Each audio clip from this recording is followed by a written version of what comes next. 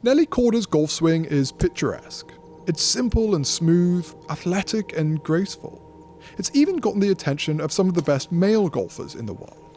I think we've all seen the golf swing. We talked about it all day. We talked about her all day. As I walk down the range, Nelly Korda is the one I'm going to look at. I don't know how she does not win every week. Swing it night. Swing it like Nelly. Yeah. Swing it like Nelly. I think I called her the Tiger Woods of the LPGA Tour at one point. But yeah, it's pretty special stuff. Yet lost in the beauty of Nelly's silky golf swing is a small and subtle move. An interesting detail which often goes overlooked, but one that you can learn a lot from. If you look closely, you can even spot it in other great players' golf swings. And over the past few months, it's helped propel Nelly to one of the most dominant stretches of golf we've ever seen. Let's take a closer look.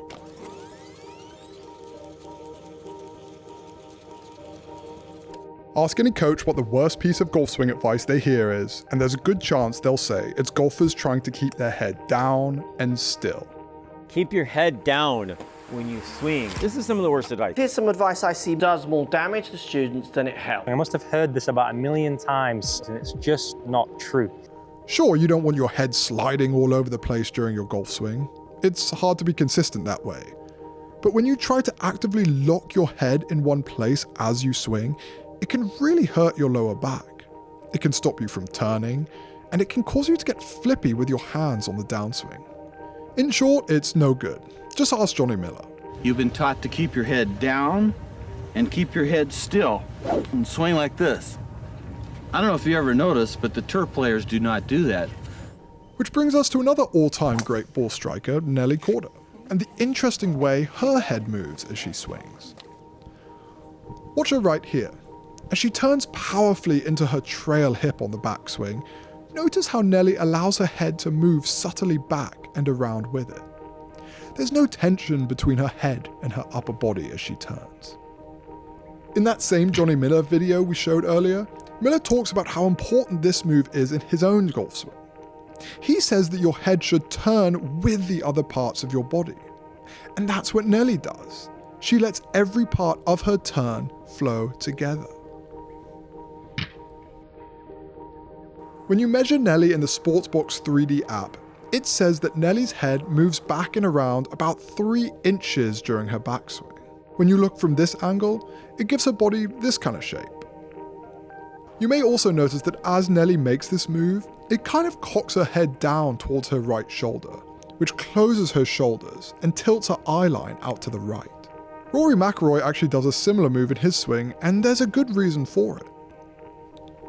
Nelly and Rory both hit draws, so as they transition from backswing to downswing, they position their upper bodies so they're pointing out to the right of their target.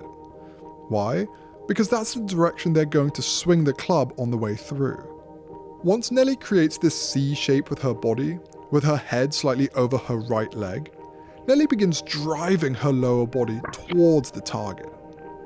By the time she arrives at impact, she has that same shape.